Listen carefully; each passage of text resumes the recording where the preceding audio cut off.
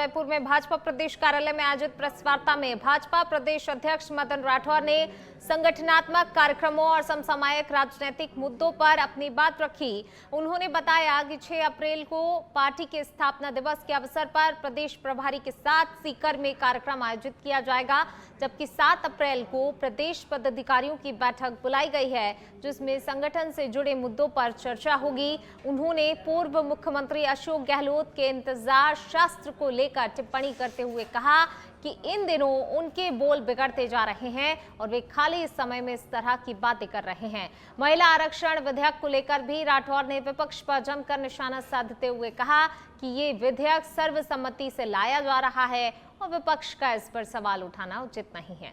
उन्होंने आगे कहा कि लोकतंत्र में चुनाव कराना निर्वाचन आयोग का अधिकार है और आयोग जब चाहे चुनाव करा सकता है। गहलोत साहब की शब्दावली गंभीरता पूर्वक नहीं है। तब मैंने ये बात कही थी कि असर हो गया उम्र का। ये सब पर लागू नहीं होता है, ये सब पर लागू नहीं होता। जो एक्टिव है, जिनका दिमाग अच्छे तरीके से काम कर रहा है, जिनका शरीर व्यवस्थित रूप से काम कर रहा है, विवेकशील है, तो वो 100 साल के बाद भी काम कर सकता है। इसलिए गहलोत साहब को मैंने इसलिए जरूर कहा था कि आजकल उनके थोड़े वो बोल बिगड़ते जा रहे हैं। तब मैंने कहा कि बात क्या है, कभी कुछ बोल देते हैं, कभी कुछ बोल देते हैं, ये ठीक नहीं है। जैसे उन्होंने एक बात कही थी कि बेटों को, तो बेटों वाली बात जब पहले खुद ही देख लेते हैं कि अपना उनका खुद का बेटा जब राजनीति में भाग्य आजमा दिया 2-2, 3-3 बार, और कभी क्रिकेट में और कभी किसी में और कभी किसी में, तो बेटा तो उनका भी तो है ना। तब वो दूसरों पर ये बात कही, तब मैंने कहा कि थोड़ा असर हो गया उनका। जो महिला आरक्षण को लेकर आपकी केंद्रीय सरकार के उस पर भी विपक्ष सवाल उठा रहा है। सबको एक बात मैं आपसे एक बात बताऊं, विपक्ष इस सर्वसम्मति से लोकसभा में पारित हुआ, अब उस पर कोई सवाल उठा रहा है तो ये तो मैं सोचता हूं कि नादानी की बात है।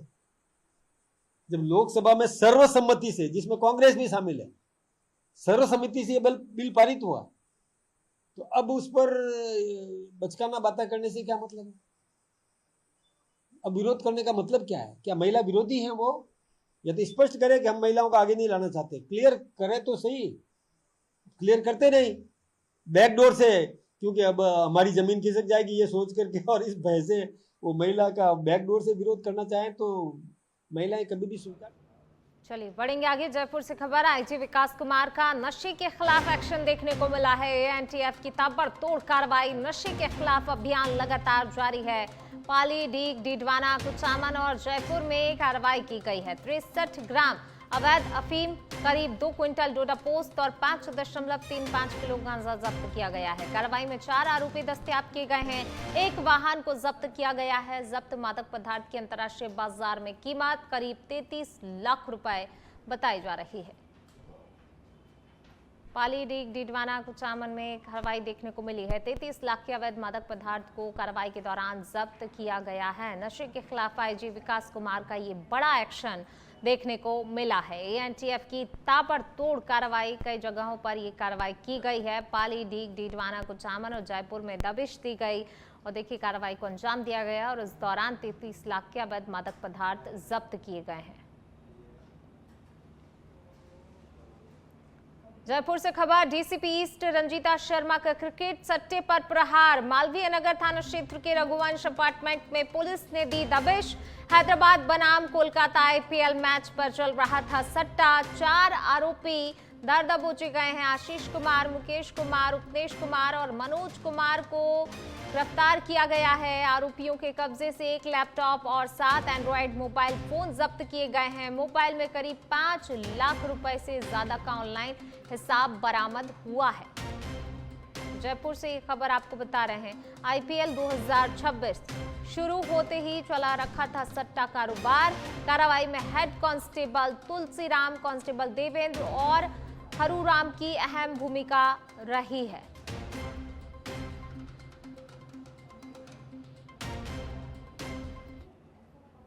बढ़ेंगे आगे। जयपुर से खबर। एसीपी रामगंज आदित्य पूनिया के निर्देश पर पुलिस की कार्रवाई। रामगंज थाना पुलिस ने आर्म्स एक्ट और वन्य जीव संरक्षण अधिनियम के तहत कार्रवाई की है। आरोपी मोहम्मद जहीरुद्दीन को गिरफ्तार किया गया है कार्रवाई के दौरान, और आरोपी के कब्जे से अवैध 0.22 LR बोल्ट एक्शन राइफल बरामद हुई है।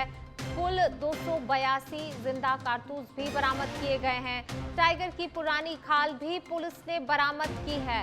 रामगंज बाजार स्थित डगरे वाली मस्जिद के पास कार्रवाई को अंजाम दिया गया।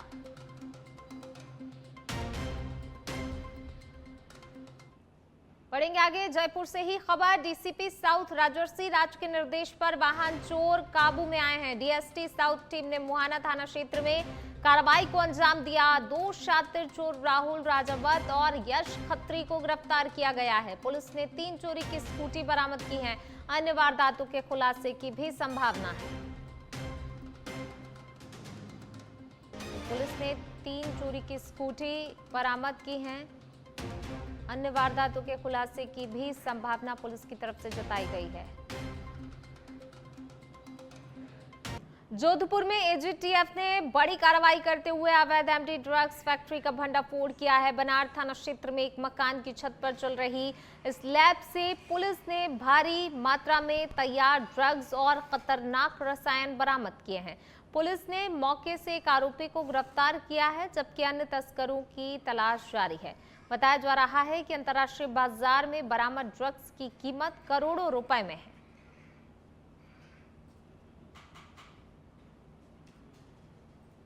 तो जोधपुर से खबर आपको बता रहे हैं। छत पर एमडी लैब चल रही थी और देखिए पुलिस ने कार्रवाई की, करोड़ों की ड्रग्स बरामद हुई है।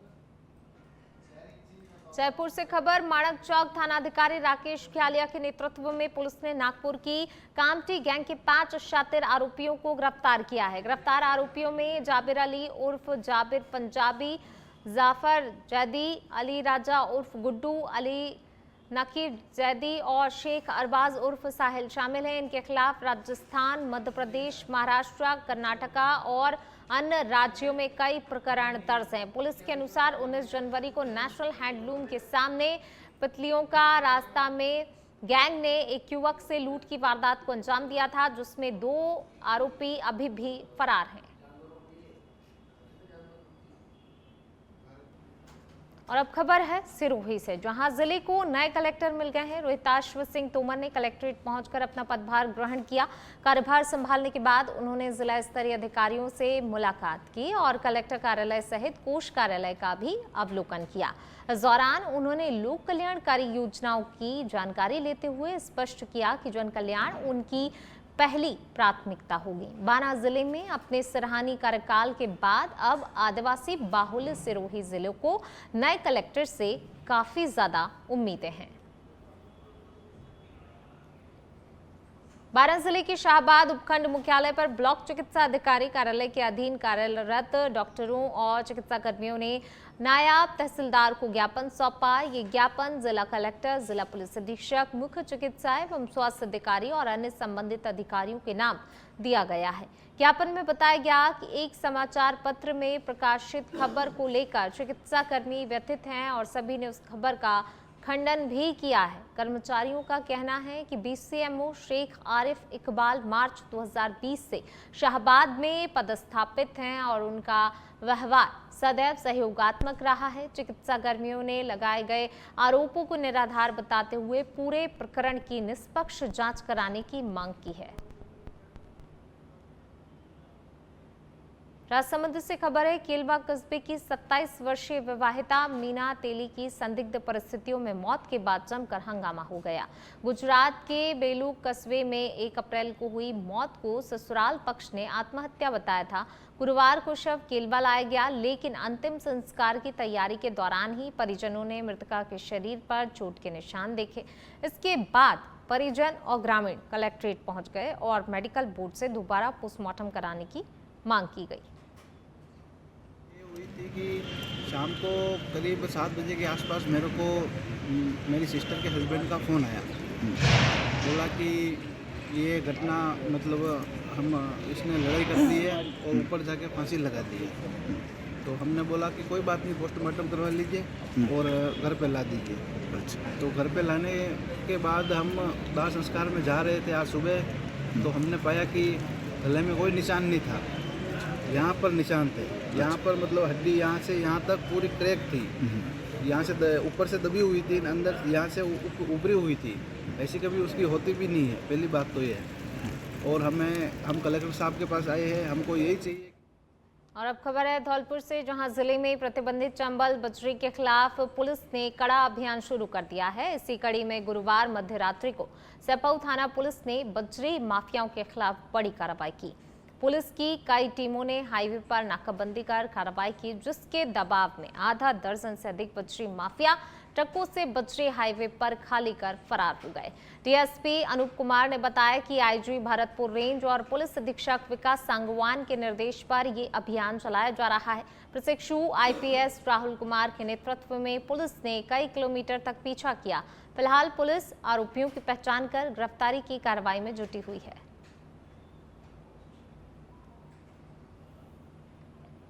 पाली जिले के बाली उपखंड के बीजापुर ग्राम में अचानक हुई बेमौसम बारिश ने ईंट भट्टा मालिकों की मेहनत पर पानी फेर दिया। तेज बारिश के कारण गांव और आसपास के क्षेत्रों में संचालित ईंट भट्टों पर पकाने और सुखाने के लिए रखी गई कच्ची ईंटें गलकर खराब हो गईं, जिससे भट्टा संचालकों को लाखों रुपए का नुकसान हुआ। जानकारी के अनुसार शिवलाल प्रजापत, सुरेश प्रजापत और हिम्मत प्रजापत सहित कई भट्टा मालिकों की तैयार और कजावा की कच्ची ईंटें बारिश के पानी से पूरी तरह से नष्ट हो गईं। देर रात करीब 15 मिनट तक हुई तेज बारिश से खेतों में पानी भर गया और किसानों की कटी हुई फसल को भी काफी ज्यादा नुकसान पहुंचा है। वहीं ग्रामीणों ने प्रशासन से नुकसान का सर्वे करवाकर राहत देने की मांग की है।